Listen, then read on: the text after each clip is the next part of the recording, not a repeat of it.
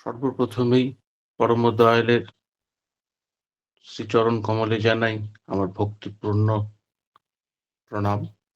তৎসহ জগৎজননী শ্রী শ্রী বড়মা, পরম পূজ্য পাদ শ্রী শ্রী বরদা, পরম পূজ্য পাদ শ্রী শ্রী আচার্য দেবের আতুল চরণে জানাই ভক্তিপূর্ণ প্রণাম। তৎসহ অবিন্দাদা ও গুরু পরিবারের প্রত্যেকের চরণে জানাই প্রণাম। এবং এই লিঙ্কে উপস্থিত যে 57টি পরিবার এই মুহূর্তে আছেন, প্রত্যেককে জানাই আনন্দিত আন্তরিক সশ্রদ্ধ জয়গুরু। আজকে শুভ 9 জানুয়ারি বনভোজন মহোৎসব দেওঘরস্থিত মানিকপুরে অনুষ্ঠিত হতে চলেছে এবং স্থানীয়ভাবে বিভিন্ন কেন্দ্র মন্দিরে বা সৎসঙ্গী দাদা মায়েদের সম্মিলিত প্রচেষ্টায় আজকে সারাদিন ব্যাপী সেই উৎসবের আমেজ বজায় থাকবে বিভিন্ন স্থানে।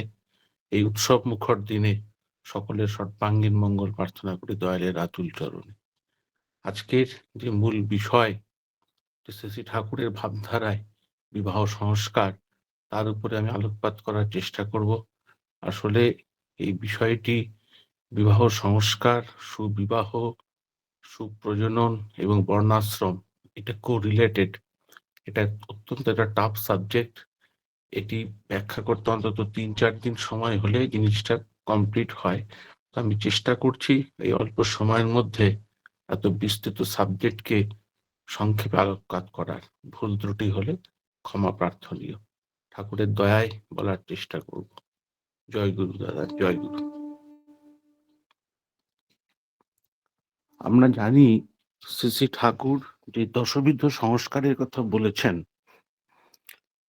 যে দশবিধ সংস্কার মনে রাখিস নিষ্ঠা সার। আর্য কৃষ্টিতে এই দশবিধ সংস্কারে একটি অন্যতম প্রধান সংস্কার হচ্ছে এই বিবাহ। এবং ঠাকুরের যে টোটাল ইডিওলজি, ভাবধারা, সেটি এই 3টি স্তম্ভের উপর দাঁড়িয়ে আছে: দীক্ষা, শিক্ষা এবং সুবিবাহ।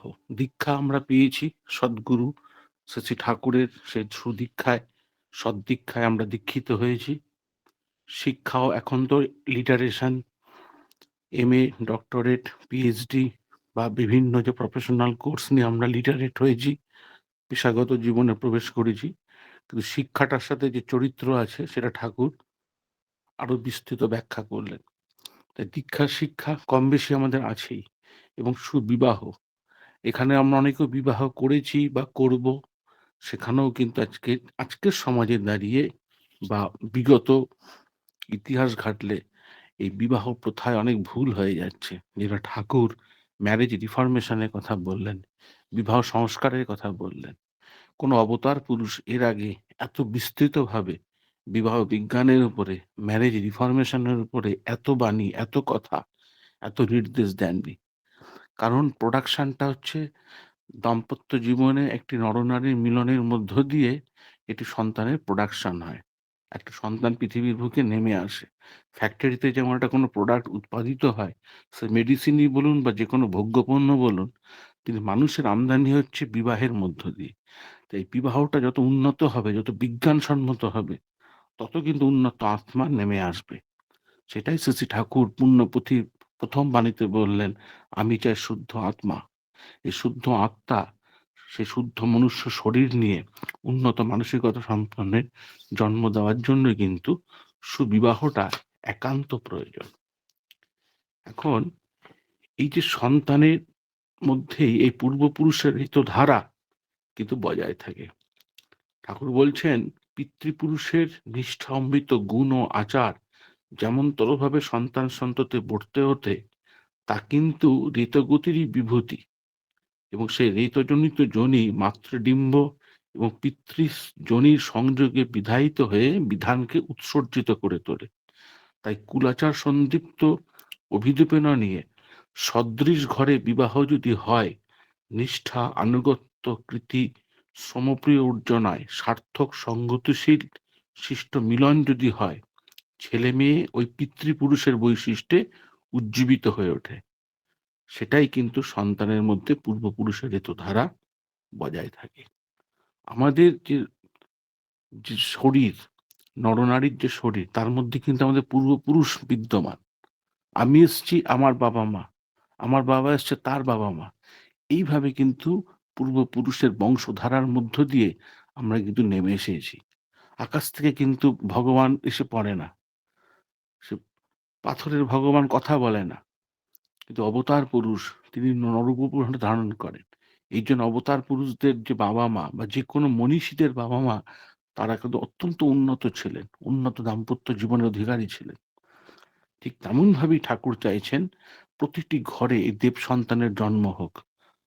এই যে ৩৩ কোটি দেবদেবতা বলে ভারতবাসী, মানে ওই রকম উন্নত জীবন ছিল। প্রতিটি ঘরে দেব সন্তানের আবির্ভাব ঘটতো। আজকে সমাজ উচ্ছৃঙ্খল হয়ে গেছে। তাই এখন একটা প্রশ্ন করতেই পারে, এই আজকালকার দিনে আধুনিক ছেলেমেয়েরা যে যেকোনো পুরুষকে কি যেকোনো মেয়ে বিয়ে করতে পারে? তাতে দোষ কি? ছেলে মেয়ে হলেই তো হলো। একটা ছেলে লাগবে, একটা মেয়ে লাগবে। অ্যাডাল্ট ছেলে মেয়ে হলেই তো বিয়ে করা যাবে। ঠাকুর বলছেন ব্যাপারটা একটু তলায় দেখতে হয়। জন্মটা তো আচমকা আকাশ থেকে হয়নি। তুই জন্মেছিস, তার আগে জন্মেছে তোর বাপ, তার আগে তোর ঠাকুরদা, তারও বাপ ছিল, তারও বাপ ছিল। এইরকম ধারাই চলে আসছে। তারপর তোরও আবার মেয়ে আছে।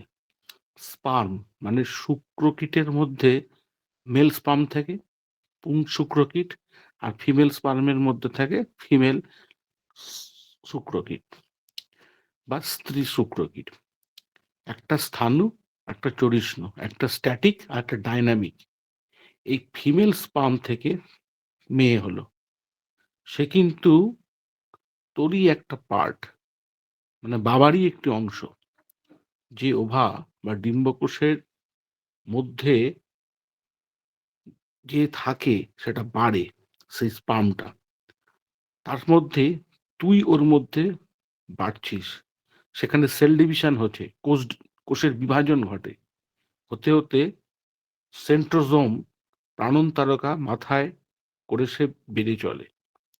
তোর ভাব মানে বাবার ভাব, মায়ের ভাব যেভাবে ইম্পার্টেড হলো, বিশেষ করে বাবার ভাব, মেয়েটার জন্ম হলো সেই রকম নিয়ে।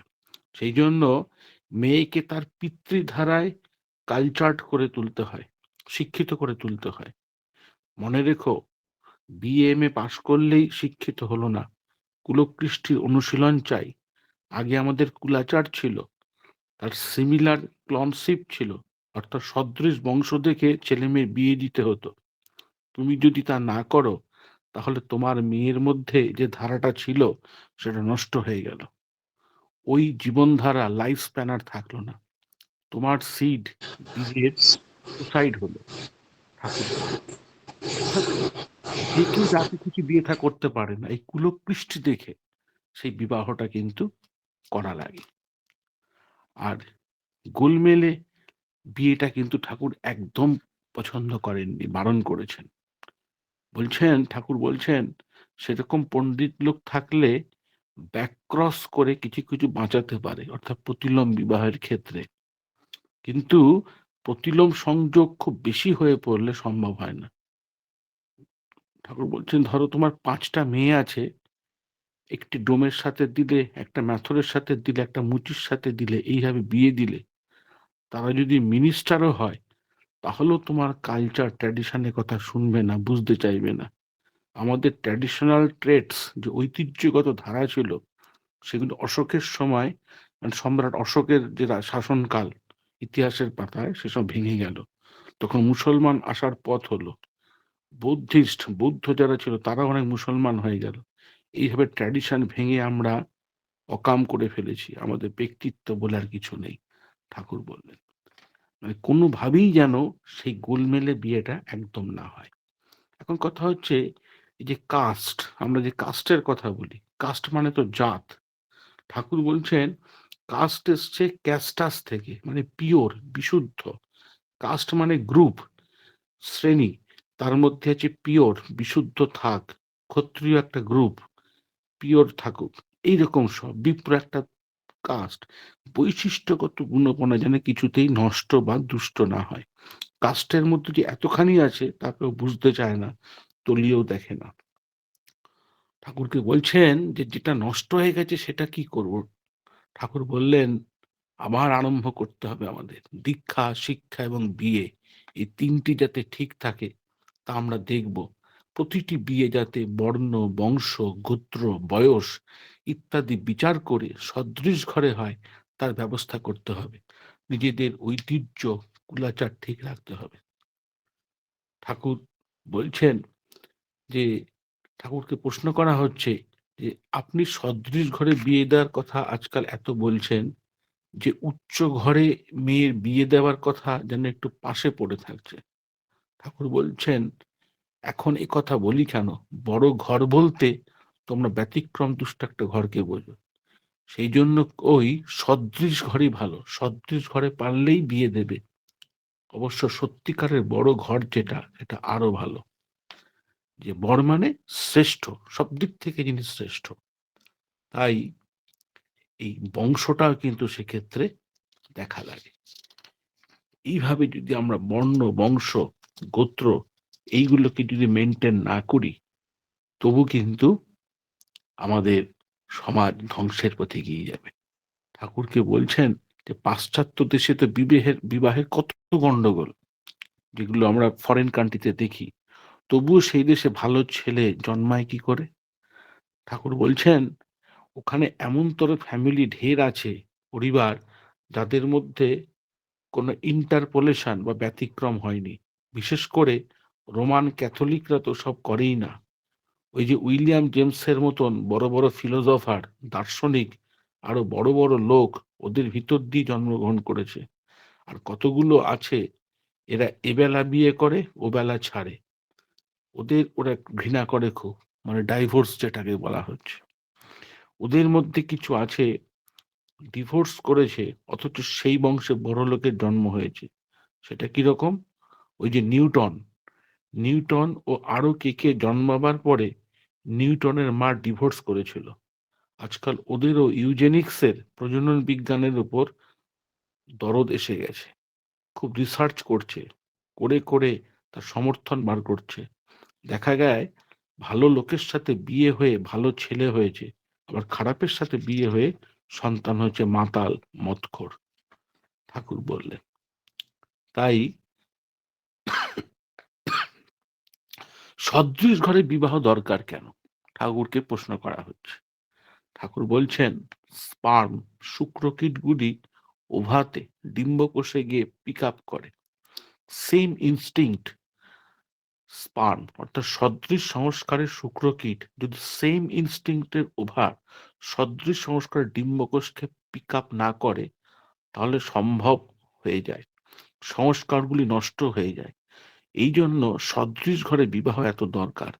আমাদের ম্যারেজ সিস্টেমটাই ভালো করে রিঅ্যাডজাস্ট করা লাগে, ঠাকুর বলছেন। এবং সুসন্তান আনার বুদ্ধি নিয়ে ইউনাইটেড বা সম্মিলিত হয়ে সুসন্তানকে আনা যায়। ঠাকুর বললেন সদৃশ কুল হলে সম্ভাবনা থাকে, আবার ওই কুলের কৃষ্টি যার যতখানি লিভিং তার তত ভালো হয়, আর যা লিভিং নয়, জীবন্ত নয়, তার ঘষতে ঘষতে অনেকটা দেরি হয়ে যায়। তো বিবাহ এবং জনন বিজ্ঞান নিয়ে ঠাকুর যেটা বারবার বলছেন যে মেয়ের বিয়ে সবসময় উঁচু কুলে দিতে হবে। তার মানে যেখানে যে সে স্বামী কুলের সবাইকে ধরে রাখবে, সেই সাথে নিজেকেও বড় করে তুলতে পারবে। মেয়ে লোকের যদি হাই পিডিগ্রি উঁচু বংশ হয় আর বিয়েও সেরকম হয়, তাহলে একেবারে অমৃতের মতন হয়। তার চাল চলন সহবাস সবই ওই রকম। কারণ ওখানে তার এফিনিটি, আকর্ষণ থাকে।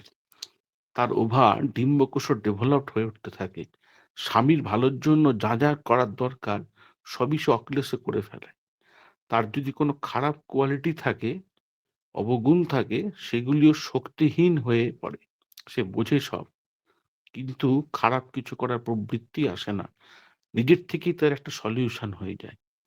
তুমি যদি ওরকম একটা ভালো বউ পাও, দেখবে যে তোমার ফ্যামিলি কত ডেভেলপ করছে। ঠাকুর বলছেন সেক্সোলজি, যৌন বিজ্ঞান যদি আমি লিখতাম, তাহলে হ্যাভলক এলিসের থেকে যে খুব কম হতো না। ঠাকুর এইভাবে স্বীকারোক্তি করলেন এবং এই যে বারবার তিনি বলছেন যে বর্ণ দেখে বিয়ের ব্যবস্থা করো, আবার এক বর্ণের মধ্যে আবার থাক আছে বিভিন্ন, সেগুলো হিসাবের মধ্যে রাখতে হবে। জাত গড়তে হলে বিয়ে ঠিক করা ছাড়া উপায় নেই।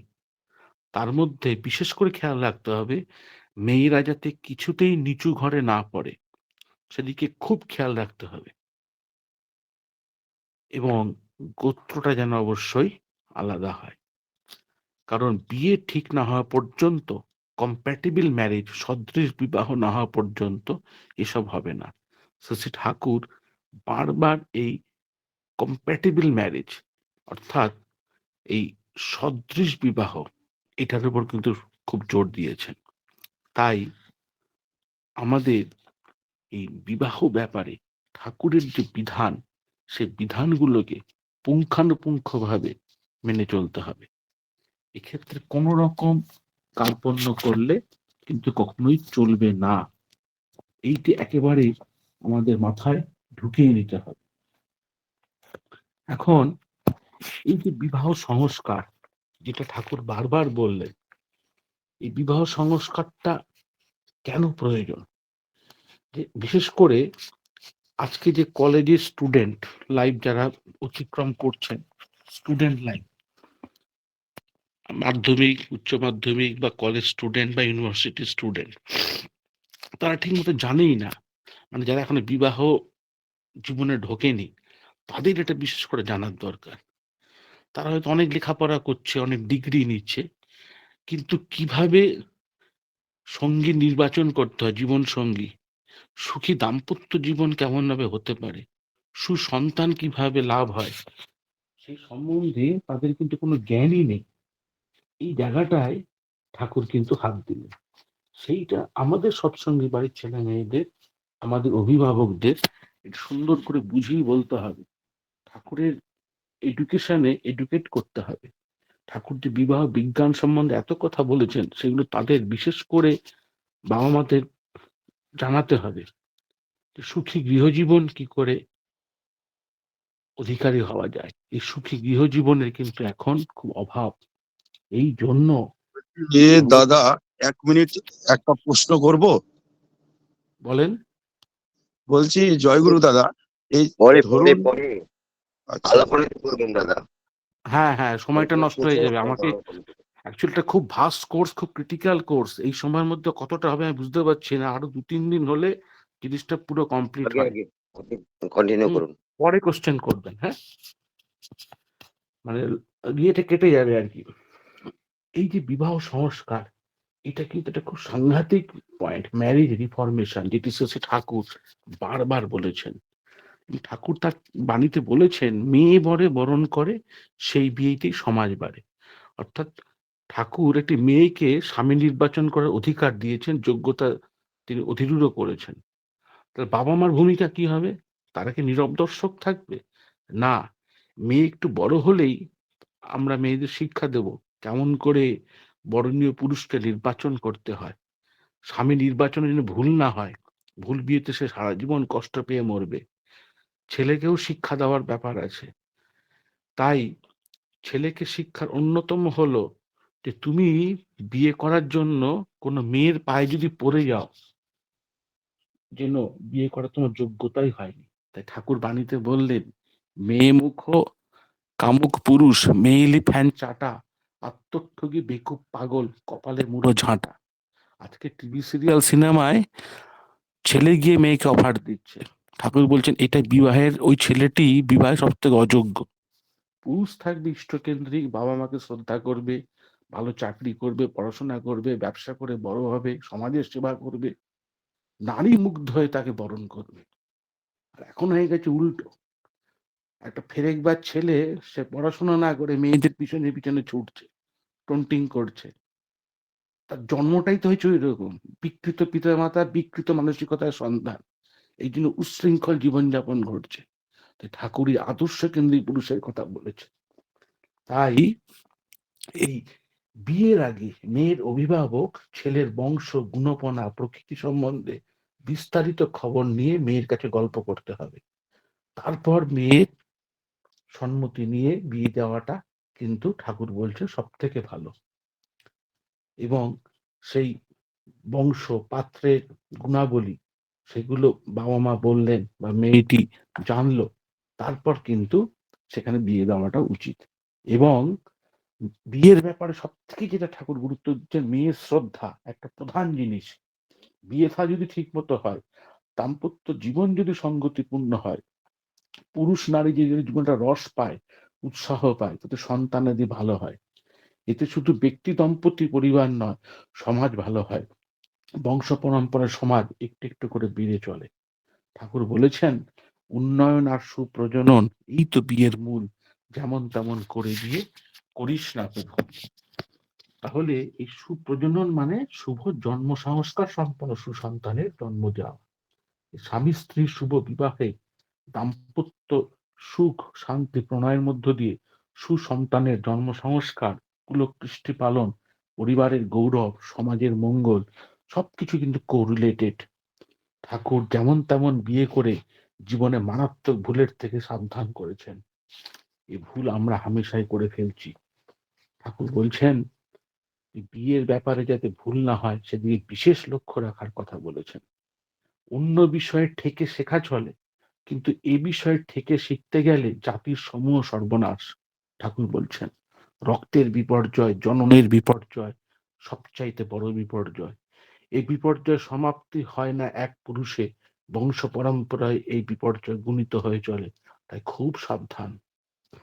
তাই এই ম্যারেজ রিফরমেশনে ঠাকুর বারবার বললেন জনন বিভ্রাট যেই এলো রে, ক্রমে ক্রমে রাষ্ট্র ছেয়ে লাখ ঐশ্বর্য থাক না কেন, আপদ সেথায় যাবেই বই। যতই শপিং মল করেন, ইউনিভার্সিটি স্কুল কলেজ হাসপাতাল করেন, উপযুক্ত মানুষ যদি আমদানি না হয়, উপযুক্ত মানুষের যে প্রোডাকশন না হয়, দেশ কিন্তু জঙ্গিতে ভরে যাবে। এই লাদেনের বাচ্চা, লাদেনকে জন্ম দিয়েছে একজন মাই। এরকম ক্রিমিনাল তৈরি হচ্ছে আমাদের সমাজে। আবার এটা দেব সন্তানের আবির্ভাব ঘটে, কিন্তু সেই মায়ের অভাব, সেই উন্নত দাম্পত্য জীবনের অভাব। তাই ঠাকুর বারবার এই দীক্ষা, শিক্ষা এবং সুবিবাহের কথা এতবার বলেছেন। বিধাতা পুরুষ, তিনি বিধান দিয়েছেন, সেই বিধান আমাদের জানতে হবে এবং সেইভাবে আমাদের সে কথাগুলোকে মেনে চলতে হবে। ঠাকুর বলছেন বিয়েটা ঠিক মতো দেওয়া লাগে, বর হওয়া চাই সর্বাংশে শ্রেয়, বিশেষত বংশে। অনেকে দিকে খেয়ালই করে না, তার ফল ভালো হয় না। বরের কুলকৃষ্টি প্রকৃতি, কন্যার কুলকৃষ্টি প্রকৃতির পরিপূরণই হবে। আবার কন্যার কুলকৃষ্টি প্রকৃতি, বরের কুলকৃষ্টি প্রকৃতির পরিপোষণই হবে। এই পারস্পরিক পরিপূরণ ও পরিপোষণে কিন্তু শুভ বিবাহের মূল কথা। তাই এই জন্ম সংস্কার এবং সহজাত সংস্কার মধ্য দিয়ে বিবাহ সংস্কার কিন্তু অটোমেটিক্যালি কোরিলেটেড। সন্তান, বিবাহের মধ্য দিয়ে সন্তান উৎপাদন হয়। এই সন্তান মানে সমতান, এবং বাবা মানে যিনি বপন করেছেন, মা মানে যিনি পরিমাপ করে দেন। তাহলে সন্তানের বৈশিষ্ট্য, মা বাবার কি অবদান? না, মা পরিমাপ করে দেয় আর দেয় টেম্পারামেন্ট, প্রকৃতি। বাপ যিনি বপন করেন, কি বপন করে? ইনস্টিংক্ট, সহজাত সংস্কার, সমীচীন প্রাণন স্পন্দন সঞ্চারণার ভিতর দিয়ে বাপ যা বপন করলো তার পরিমাপ করলো মা। বাপের রূপ রূপায়িত হলো মায়ের মধ্য দিয়ে। ঠাকুর বলছেন সন্তানের জন্মদান একটা পরম পবিত্র কাজ। এর জন্য স্বামী স্ত্রী উভয়ের সাধনা ও সংযম চাই, নইলে পশু মনোবৃত্তি সম্পন্ন সন্তান জন্মাবে। আজকে তাই ঘটছে। বিকৃত মানসিক সম্পন্ন প্রবৃত্তি পরায়ণ সন্তান আজ ভরে গেছে। সুপ্রজনন হতে গেলে আবার চাই সুবিবাহ। সঙ্গতিশীল সমীচীন বিবাহ না হলে সুসন্তানের জন্ম সুদূর পড়া হতো। আমাদের দেশে এই মৌলিক ফান্ডামেন্টাল দিকটার উপর ঋষিরা খুব নজর দিয়েছিলেন। তাই আমাদের দেশে সাধারণত বিভিন্ন ক্ষেত্রে উপযুক্ত মানুষের অভাব হতো না। আজ মানুষই খুঁজে পাওয়া যায় না, একটা ভালো মানুষ। তার কারণ বিবাহে গন্ডগোল। আর বিয়ে ঠিক মতো হলেও স্বামী স্ত্রীর মধ্যে তপস্যা পরায়ণতা বিহিত চলনের অভাব আছে। তাই প্রবৃত্তি পরায়ণ, শ্রদ্ধাহীন, রুগ্ন, দুর্বল, স্বার্থপর, সংকীর্ণ মনা, ক্ষীণ মস্তিষ্ক, প্রতিভাহীন মানুষের আমদানি হচ্ছে বেশি করে। এর মধ্যে কালে ভদ্রে কিছু ভালো মানুষের জন্ম হচ্ছে ভালো বিবাহের মধ্য দিয়ে, তাদের দৌলতি সমাজ টিকে আছে, নইলে আর বাঁচার পথ ছিল না। ঠাকুর দুঃখ করে বলছেন, তিনি বলছেন দুঃখ করে যে বিয়ের মধ্যে যদি গরজ ঢুকে যায় তাহলে জাতির শিরে সর্পাঘাত হয়ে যাবে, তারপর আর ওঝাগিরি করবার জায়গা থাকবে না, ভালো মানুষই জন্মাবে না। বাইরে দেখতে মানুষের চেহারা, অথচ ভিতরে যদি মানুষের সত্তা না থাকে সুফল কমই ফলবে তাদের। তখন লাখ মহাপুরুষ শিক্ষা ব্যবস্থার পক্ষেও তাদের মানুষ করা দুরূহ হয়ে উঠবে। বিসমিল্লাহ গলত করবে কি করে? তাই আমি বিয়ে থাওয়া ও সুপ্রজননের কথা এত জোর দিয়ে বলি। আজকাল ভালো মানুষের আমদানি কমই হচ্ছে। আপনি একজন বড় মানুষ, একটা উন্নত মানুষ আজকে কিন্তু খুব একটা দেখতে পারবেন না। তাই এসবের প্রতিকার করতে গেলে শুভ সংস্কার সম্পন্ন মানুষ যাতে বেশি সংখ্যায় জন্মায় তার ব্যবস্থা করতে হবে। এক্ষেত্রে ঠাকুর যে বিবাহের কথা বলেছেন, যে বিবাহ আমরা জানি দুরকম, সবর্ণ বিবাহ, শ্রেষ্ঠ বিবাহ, এটি ঠাকুর সর্বাগ্রে সমর্থন করেছেন। সমস্ত শাস্ত্রকার, আমাদের বেদ পুরাণ, যত সমস্ত যে শাস্ত্র গ্রন্থ তাকে প্রথমেই সাপোর্ট করেছেন। আর তারপরে হচ্ছে অনুলোম অসবর্ণ বিবাহ। মানে ঠাকুর বলছেন যে আমি সার বুঝেছি, মেয়েদের কখনো নিচু ঘরে বিয়ে দিতে নেই। এইটা কিন্তু একদম মাথায় ঢুকিয়ে নিতে হবে। আর এই অসবর্ণ বিবাহের মধ্য দিয়ে দুরকম বিবাহ হয়, একটা অনুলোম অসবর্ণ, সেটা সমর্থনীয়, অর্থাৎ নিম্নবর্ণের নারী, উচ্চ বর্ণের পুরুষ। আর উল্টোটাই হচ্ছে প্রতিলোম, উচ্চ বর্ণের নারী, নিম্ন বর্ণের পুরুষ। সেটা কিন্তু শাস্ত্র বিরুদ্ধ। সমস্ত অবতার পুরুষ, শাস্ত্রকার, মুনি ঋষিগণ নিষেধ করেছেন, ঠাকুর কঠোর হস্তে সেটা নিষেধ করেছেন, এবং সেটা যেন একটিও প্রতিলোম বিবাহ সমাজে না হয় তার উপর তিনি বিশেষ গুরুত্ব দিয়েছেন। শ্রী ঠাকুর তার ছড়ার মধ্য দিয়ে প্যারামিটার দিয়ে দিয়েছেন আমাদের, যে কি কি মেনটেন করে বিবাহ দিতে হবে। কি বলেছেন, আমি যে এই বাণীটি বিশেষ করে আমাদের সৎসঙ্গী ঘরে, সবার ঘরে টাঙিয়ে রাখা উচিত, ছেলে মেয়েদেরও পড়ানো উচিত যাদের এখনো বিয়ে থা হয়নি। যে বিয়ে ব্যাপারে সবার আগে বর্ণের হিসাব করিস, 1 নম্বর প্যারামিটার বর্ণ, তার সাথেতেই বংশটিকে বেশ খতিয়ে দেখিস। 2 নম্বর বৈশিষ্ট্যটা হচ্ছে প্যারামিটার, মাপদণ্ড, বংশ। বর্ণ হলো, বংশ হলো 2 নম্বর। 3 নম্বর, বংশ হলেই শ্রদ্ধা হলেই, 3 নম্বর শ্রদ্ধা, বংশ হলেই শ্রদ্ধা হলেই স্বাস্থ্য দেখিস কেমন তার, 4 নম্বরে আসছে স্বাস্থ্য। তার সাথে তুই বাজিয়ে নিবি স্বভাব, অভ্যাস, ব্যবহার। 4 নম্বরে স্বভাব, 5-এ অভ্যাস, 4, 5, 6 হচ্ছে এই ব্যবহার। এসবগুলি সুসঙ্গতি মিলেই যদি যায়, বিদ্যা দেখিস নজর করে। 8 নম্বরে আসছে বিদ্যা, 9 নম্বরে আসছে কর্মের ওজন তাই। পারম্পর যে এইগুলি সব মিলিয়ে দিলে বিয়ে, প্রায় দেখিস ঠকবি না তুই, মরবি না বিষিয়ে। তাহলে এই যে বাণীর মধ্যে বর্ণ, বংশ, শ্রদ্ধা, স্বাস্থ্য, স্বভাব, অভ্যাস, ব্যবহার, বিদ্যা, কর্ম, এই 9টা প্যারামিটার ঠাকুর জুড়ে দিলেন। এই 9টা প্যারামিটার দেখে মাপদণ্ড মাপকাঠিতে ফেলে দাঁড়িপাল্লায় মেপে ছেলে মেয়ে আমাদের ঘরে বিয়ে দিতে হবে, আমরা লক্ষ্য রাখবো। তাহলে প্রথমেই আসছে বর্ণ। এই বর্ণ প্রথা মানতে গিয়ে আমাদের বর্ণ বিধান, বর্ণাশ্রমের প্রসঙ্গ এসে যায়। এটা একটা ভাস্ট সাবজেক্ট, এটা আলোচনা করতে 1 ঘন্টা লাগে। যাই হোক, 6টা 3 বেজে গেছে, আমি খুব সংক্ষেপে বলার চেষ্টা করব যে মার্কিন নাগরিক রিচার্ড হাউজারম্যান, আমরা শুনেছি ঠাকুরের ভক্ত, ঠাকুরকে জিজ্ঞাসা করছেন যেখানে বর্ণ বিধান নেই সেখানে বিয়ে কিভাবে ঠাকুর? ঠাকুর বলছেন দেখতে হয় ছেলে মেয়ের পারিবারিক ঐতিহ্য ও ব্যক্তিগত প্রকৃতি সঙ্গতিশীল কিনা।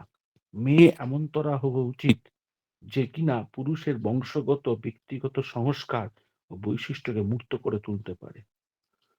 এবং আমাদের যে ভারতীয় কৃষ্টি, আর্য কৃষ্টিতে এই বর্ণাশ্রম ছিল, যে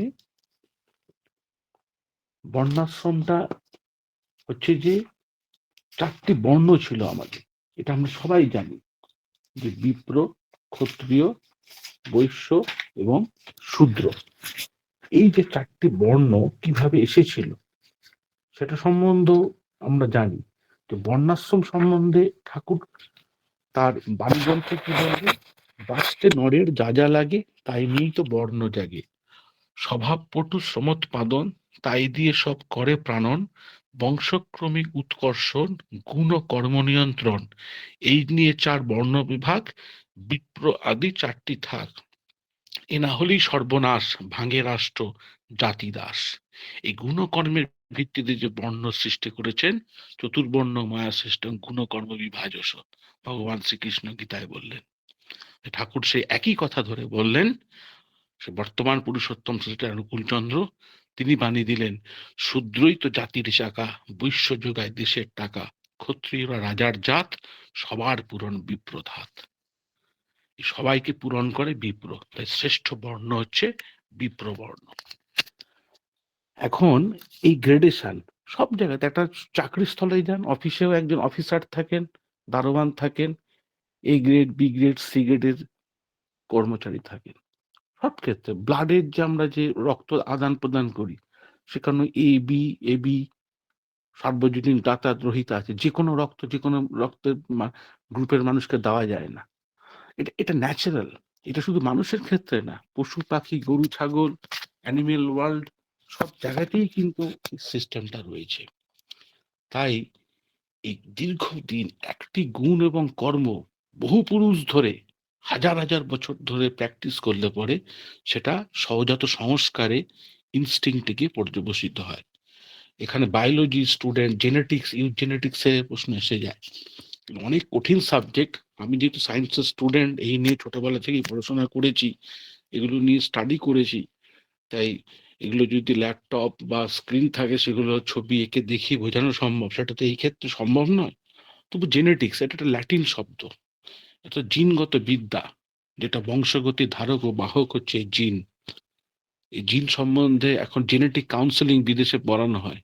উন্নত মানের ফসল, গরু, ছাগল, মুরগি, সবজি কি করে উৎপাদন হবে, এই জেনেটিক সায়েন্স নিয়ে বিজ্ঞানীরা রিসার্চ করছেন উন্নত মানের। উন্নত মানুষ কিভাবে আসবে তারা জানেন না। যেটা ঠাকুর বলে গেলেন, আর্য শাস্ত্র যেটা বলে গেছে হাজার হাজার বছর আগে। আর ইউজেনিক্স মানে সুপ্রজনন বিজ্ঞান, এই জনন প্রগতি, এই সুপ্রজননের উপর ঠাকুর তাই এত জোর দিলেন, যে জীবনের আদিম আকুতি হচ্ছে বেঁচে থাকা ও বেড়ে চলা। আর এই বেঁচে থাকা ও বেড়ে চলার মূল ভিত্তি হচ্ছে জনন প্রগতি। এই জনন প্রগতিকে যদি শুভ সম্বুদ্ধ করে না তোলো, শুভ প্রসন্ন নয়নে, তোমার ওই অস্তি বৃদ্ধি ক্লিন্নতায় অবসায়িত হয়ে চলবে, ঠাকুর বললেন। তাই এই জেনেটিক্স এবং ইউজেনিক্স মানে জিন বিদ্যা, বংশগতি এবং সুপ্রজনন বিজ্ঞানের উপর নির্ভর করছে সমগ্র মানব সভ্যতার উন্নতি। এইবার এই যে জিনের মধ্যে পার্মানেন্ট ট্রেটস কি করে জন্মায়, এই একই কাজ দীর্ঘদিন ধরে পুরুষানুক্রমে বংশ পরম্পরায় করে চললে সেটা অর্জিত সংস্কারে তার মধ্যে প্রভাবিত হয়। এইভাবেই গুণকর্মের ভিত্তিতে কিন্তু এই বর্ণবিধান শুরু হয়েছিল। এখন কথা হচ্ছে যে খুব একটা মানে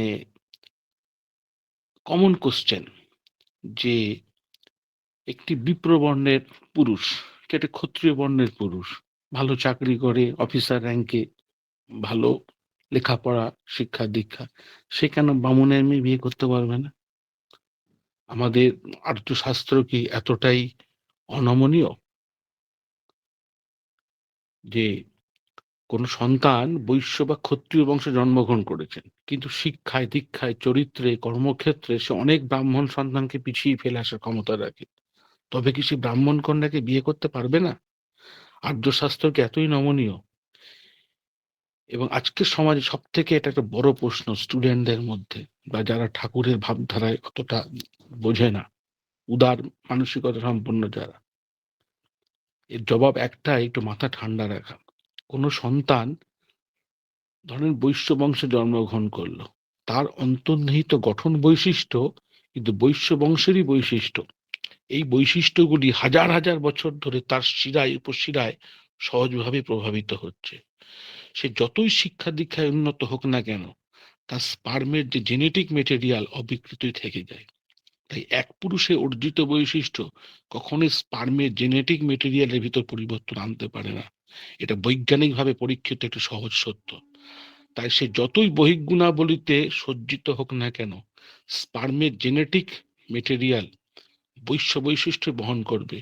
আর সে যদি ব্রাহ্মণ কন্যাকে বিবাহ করে, তবে তার স্পার্মের জেনেটিক মেটেরিয়ালকে গ্রহণ করে অপেক্ষাকৃত যে ওভামের উন্নত জেনেটিক মেটেরিয়ালের মধ্যে এক বিকৃত অসাম্যের সৃষ্টি করবে, জন্ম হবে প্রতিলোম জাতকের।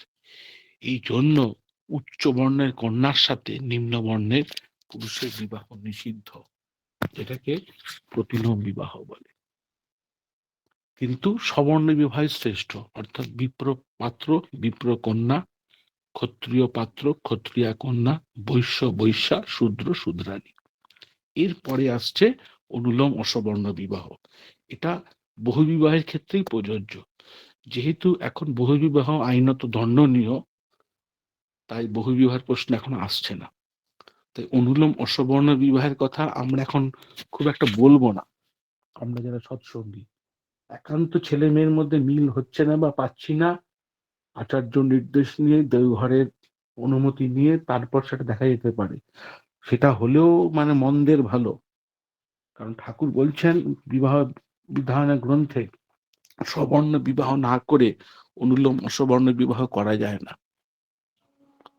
মানে সেই পিতৃ বৈশিষ্ট্য, বংশের কুলাচার, সে দেব কার্যে পিতৃকার্যে সবর্ণা স্ত্রী দ্বারা যে সন্তান আসে তারই অধিকার আছে। তাই অনুলোম অসবর্ণ বিবাহটা কিন্তু বহু বিবাহের ক্ষেত্রেই এসে যাচ্ছে। তাই যেহেতু এখন একটি বিবাহই কাম্য এবং আইনত সেটা পাস আছে ভারতীয় সংবিধানে, ঠাকুরের ভাবধারায় আমাদের ঘরে এখন বর্তমান সমাজে বিয়ে থা দিতে গেলে স্ববর্ণ ভিন্ন গোত্র, এইটা মাথায় ঢুকিয়ে নিতে হবে। কোনোভাবেই যেন প্রতিলোম বিবাহ না হয়, অর্থাৎ উচ্চ বর্ণের নারী নিম্ন বর্ণের পুরুষের মধ্যে যদি বিবাহ না হয়, তাতে কখনোই ভালো হয় না। ঠাকুর মানে দুঃখ করে বলেছেন যে কোনো উচ্চ বর্ণের পুত্র যদি নিম্ন বর্ণের কন্যাকে বিবাহ করে, তাকে অনুলোম বিবাহ বলছে। কিন্তু নিম্ন বর্ণের পুত্র যদি উচ্চ বর্ণের কন্যাকে বিবাহ করে, তাকে প্রতিলোম বিবাহ বলছে। এই অনুলোমের সমর্থন কিন্তু সব শাস্ত্রেই আছে, যেটা আমি বললাম। এবং প্রতিলোম বিবাহের ক্ষেত্রে শুক্রকীট যদি অধিকতর বিবর্তিত ডিম্বকোষের ফার্টিলাইজিং এজেন্ট হিসেবে কাজ করে, সেখানে জীববিজ্ঞানের নিয়ম অনুযায়ী একটা অত্যাচার করা হয়। এই ওভা স্পামকে প্রতিরোধ করে। মিলনকালীন এই দ্বন্দ্বের ফলে যে কনফ্লিক্ট হয়, তাতে মাতৃধাতু পিতৃবীজের বৈশিষ্ট্য নষ্ট হয়, বিধ্বস্ত বিপর্যস্ত হয়ে পড়ে। সন্তান না পায় মায়ের ভালোটা, না পায় বাপের ভালোটা, একটা কিম্ভূত কিমাকার পদার্থে পরিণত হয়। তার প্রকৃতি হয় ইমব্যালেন্সড, সাম্যহারা, দ্বন্দ্বপ্রবণ, পরিধ্বংসপ্রসূ। বিপর্যয় স্বভাবের দরুন সে নিজেই নিজের সঙ্গে পেরে ওঠে না, ঠাকুর বলছে। এবং সেটা হচ্ছে যে এক কথায় তার প্রয়াস হয় এই সন্তানের শ্রেয় বিরোধী, অস্তিত্ব বিরোধী। যা কিছু সুন্দর মহৎ তার বিরুদ্ধে হয় তার অভিযান। যে নীতি জাতির পক্ষে যত অকল্যাণকর, সেই নীতির পরিপন্থী সে ততখানি। সে যে এত অব্যবস্থ, কখন যে কি করবে সে নিজেই জানে না। এমন লোক আদৌ নির্ভরযোগ্য হতে পারে না, বিশ্বাসঘাতক তারা হবেই। এই বিরুদ্ধ সংযোগে রজবীজের উপাদানের মধ্যে একটা বিস্ফোরণ ভাঙন সংঘটিত হয়। প্রতিলোম জাতকের মধ্যে ওই বৈশিষ্ট্য স্বভাবসিদ্ধ দেখা যায়। তারা যেখানেই যাবে সংহতিতে ভাঙন ধরাবে। তারা যদি মহাপ্রতিভাধরও হয়, তারও ফল হবে প্রায়শই বিধ্বংসী। দেখা যাবে প্রতিলোমজ সন্তান লেখাপড়ায় বিশাল ভালো, কিন্তু বিশ্বাসঘাতক হবে, ইনডিসিপ্লিন হবে, পিছন থেকে ছুরি মেরে দেবে। তাই এরা হয় উগ্র আসরিক ভাব সম্পন্ন, অতিমাত্রায় তেজি, কখনো ম্রিয়মাণ, আবার কখনো বিষণ্ণ, কাপুরুষের মতো ভীতু দুর্বল। কারো চরিত্রে বিশেষ একটা চরমই এই অস্তিত্ব দেখা যায়। মোটপট সাম্যসঙ্গত চলন এদের মধ্যে দেখা যায় না। ঠাকুর বলছেন, কয়েকটা মেয়ে আমার কাছে এসে স্বীকার করেছে, প্রতিলোম কোনো সংযোগ হওয়ার সময় তাদের যেন জলে ডোবা মানুষের মতো অবস্থা হয়। পূর্বপুরুষগণ একযোগে ত্রাহি ত্রাহি করে চিৎকার করতে থাকে, আর্তস্বরে বলতে থাকে তাদের অন্তরাত্মায়, বাঁচাও বাঁচাও, আমাদের বাঁচাও, আমাদের এমন করে সর্বনাশ করো না, এমন করে অধোগামী করে তুলো না। বুক ফেটে যেতে থাকে তাদের, মৃত্যু যন্ত্রণার মতো মনে হয়, মনে হয় গেলাম গেলাম। অনেক সময় অজ্ঞাত সারে লাথি মেরে বসে পুরুষটাকে। এই যে লাথি মারে, তার সত্তা প্রতিঘাত করে বলে, আস্তে আস্তে পরে ভোঁতা হয়ে যায়। কিন্তু খাঁটি জন্ম হলে প্রতিলোম সঙ্গতির বেলায় প্রথমটা সে কিছুতেই সায় দেবে না। প্রতিলোম যৌন সংসর্গের ফলে প্রায় দেখা যায় নারী পুরুষও রুগ্ন বিকৃতগ্রস্ত হয়ে ওঠে। পৃথিবীতে যদি কোনো জিনিস থাকে যা সর্বৈব অকল্যাণকর, যার কোনো দিক দিয়ে কোনো রকম উদ্ধারণীয় লক্ষণ নেই, সে হলো প্রতিলোম। এমন তরটি পাপ আর খুঁজে পাওয়া যাবে না, সর্বনাশের সর্বঅঙ্গে।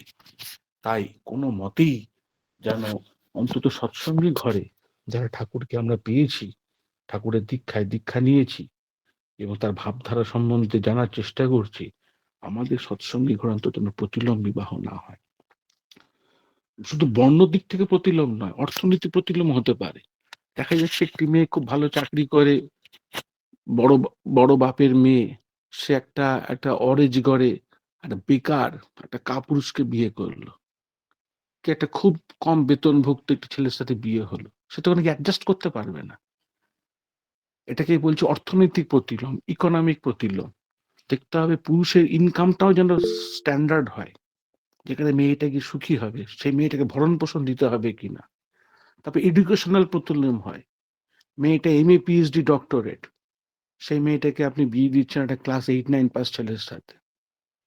হয়তো তার পয়সা আছে, কিন্তু তার এডুকেশন বাড়ছে, তার কেরিয়ার, সে তো অনেক উন্নত মেয়ে, সে মেয়েটা তো অনেক লেখাপড়া করে শিখে এসছে, তার স্বামীকে শ্রদ্ধা করবে কি করে? তাহলে শিক্ষাটাও দেখতে হবে, তার কেরিয়ার, কর্ম, যে ঠাকুর যে প্যারামিটার গুলো বললেন, বংশ, ও বংশে পাগল আছে কিনা, উন্মাদ আছে কিনা, বিশেষ করে মেয়ের ছেলের মা, এই সমস্ত কিছু কিন্তু পুঙ্খানুপুঙ্খ ভাবে আমাদের দেখতে হবে। তারপর ছেলে মেয়ের বিয়ে নির্বাচন করতে হবে, তাতে উন্নত সন্তান আসবে, আমার আপনার বংশকে তার উদ্ভাসিত করবে। ঠাকুরের কথাগুলো পরবর্তী জেনারেশন আরো তীব্রভাবে মানবে, যেভাবে আচার্য পরম্পরা গুরু পরিবার তারা দেখিয়ে দিচ্ছেন। শ্রী শ্রী ঠাকুরই তো আচার্যের মধ্যে এখন লীলা করছেন। শ্রী শ্রী ঠাকুরের পর শ্রী শ্রী বড়দা, পূজ্যপাদ দাদা, বর্তমান আচার্যদেব এবং অবিন্দ দাদা, এই যে জেনারেশন আফটার জেনারেশন, ঠাকুর আমাদের ঘরেও সেই জেনারেশনকে মেনটেন করে নিজের বংশকে রক্ষা করে ঠাকুর এগিয়ে যেতে বলেছেন। ঠাকুর বলছেন, বিপ্রই হোস ক্ষত্রিয়ই হোস, হোস না বৈশ্য অর্থবান, বর্ণ সঙ্গতি যেই হারাবি, হবেই কৃষ্টি অন্তর্ধান। বীজ পেল না ক্ষেত্র সারি, যেমন তাহার লাগে, ফসল পাবি ওরে লোভী, কোন কর্মের বাগে। এই বীজ মানে পুরুষ, আর ক্ষেত্র মানে ক্ষেত, নারী। উপযুক্ত বীজ যদি উপযুক্ত মাটিতে পড়ে, তাহলে উপযুক্ত সন্তান পাবে, সে যদি জল, আবহাওয়া, আলো পায়। দেখা যায় একটা বামুনের ছেলে, সে তো মুচির কাজ করে, কিন্তু যদি তার রক্তের গোলমাল না ঘটে, তার বাপ মায়ের যদি বিয়ে ঠিক থাকে, তাকে যদি ঠিক মতো পরিবেশ দেওয়া যায়, তাকে যদি এনভায়রনমেন্ট দেওয়া যায়, সে কিন্তু আবার জেগে উঠবে। ওই পদ্ম বীজ 500 বছর পরেও যদি জলে ফোটে, সে পদ্ম ফুলই ফুটবে তার থেকে। এটাই হলো জিন, হাজার হাজার বছর ধরে সে জিনকে বিকৃত করা যায় না। তাই যে যে বর্ণ, এখানে বর্ণাশ্রমে কোনো ছোট বড় নেই। বিপ্র মানে মস্তিষ্ক, ক্ষত্রিয় মানে হাত, সামরিক শক্তি, বৈশ্য মানে পেট, একটা একটা কম্প্যারিজন, মানে অর্থনীতি, কৃষি, এগ্রিকালচার, ইন্ডাস্ট্রি, আর পা মানে শূদ্র। প্রত্যেকটার সাথে প্রত্যেকটা কিন্তু অঙ্গাঙ্গি হয়ে যুক্ত, কেউ ছোট বড় না। যে যার বৈশিষ্ট্যে তার বৈশিষ্ট্যে সে বড়, কোথাও এখানে ছোট বড়র ব্যাপার নেই, ঘৃণার ব্যাপার নেই। বর্ণাশ্রম বিকৃতি এসেছিল, যে উচ্চ বর্ণ নিম্ন বর্ণকে ঘৃণা করেছে, হরিজন আন্দোলন হয়েছে, সেগুলো বিকৃতি। তো ঠাকুর সেগুলোকে সব সংস্কার করলেন। বর্ণাশ্রমের বিকৃত দিকটা শুধু দেখলে হবে না, সেটা একটা মধ্যযুগীয় বিকৃতি সবসময় এসেছিল ইতিহাসের পাতায়। কিন্তু বর্ণাশ্রমের সাথে যে ইউজেনিক্স ছিল, এটা সব ক্ষেত্রে অ্যানিমেল ওয়ার্ল্ডেও আছে। একটা অস্ট্রেলিয়ান গাভীকে কি একটা অ্যালসেসিয়ান ডোবারম্যান মাদি কুত্তাকে কখনো দেশি কুকুর দিয়ে ব্রিড করায় না। একটা উন্নত মানের জার্সি গাভীকে কখনো নিম্নমানের দেশি সার দিয়ে ব্রিড করায় না।